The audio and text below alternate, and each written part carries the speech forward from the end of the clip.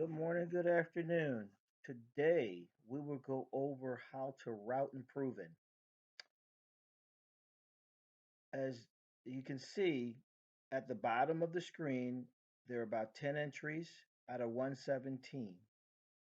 So the first thing you want to do is you want to be able to understand that you must be in the right area for you to actually to route.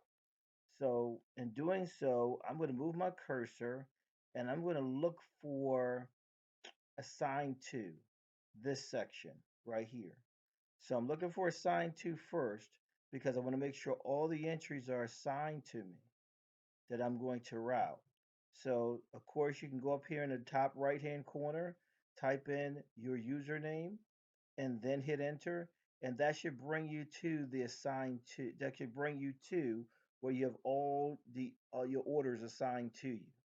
And then you go to the assign to column. You see all your names, so I would scroll all the way down. Same time, if you have more than 50 entries, then you can hit here and hit 100 or whatever to give you, suppose you have 70, then I probably hit 100. If I had over 100 entries, I probably hit 500. So it's all in one column, in other words. You just have to scroll all the way down. It's not two and three sheets that go across the screen. All right. So basically, you're looking for the assigned to. Now you have all of them assigned to you. Now, what I'm going to do is I'm going to go to action. No, before you go to that, sorry, I'm going to actually go to select all. Okay. So I'm selecting all of my entries that are in the column that I have. Okay. Thereafter, after select all, because you got to select all that you wish to route. And if you wish to route also differently, give example, suppose I want to take this, but I don't want to do Owens Mills, I want to do Ellicott City. So I'm going to hold down I'm going to select one, like Jessup, hold down the control key, then select Ellicott City.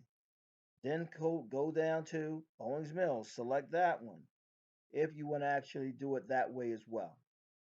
But in this case, I don't need to, cherry pick what I'm going to do today. So I'm just going to go to select all. Thereafter, I'm going to go to action and then I'm going to go to route.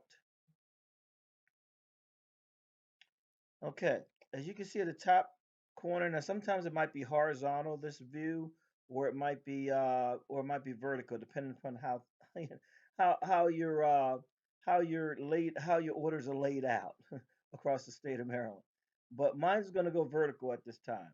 I live up here where the end is, and then basically it's going to make my start right here.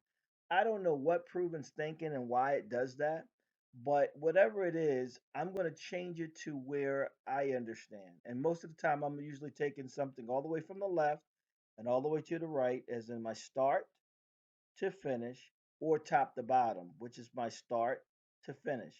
If I know I'm going to live down here at 2, and I might want to end at what the end is right now or 5, then I'll select that as well. I'll change that as well.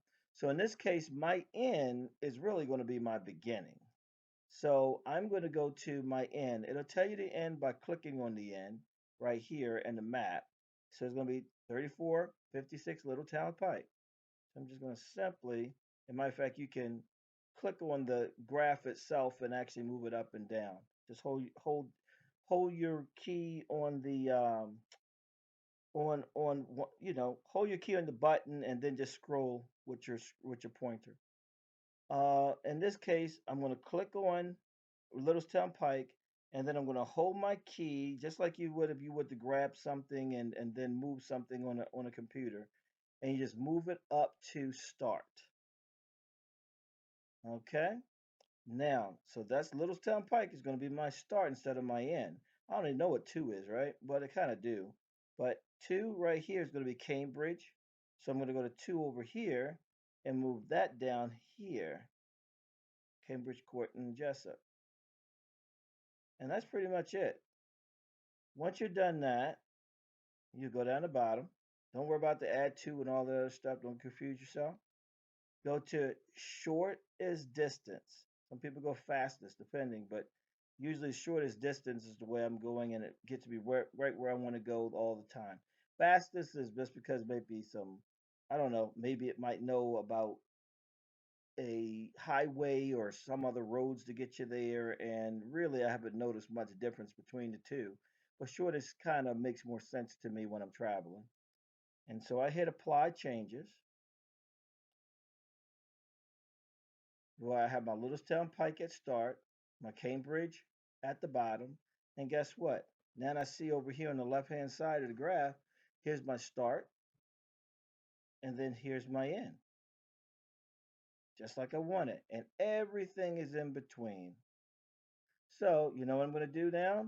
I'm either going to take a screenshot of it on my camera phone real quick, and that's what I usually do, or I can print it. If I do wish to print it, then I'll probably go and find where I can print it. I think I can go up here, click here, go to print, and then I don't understand how that graphs there.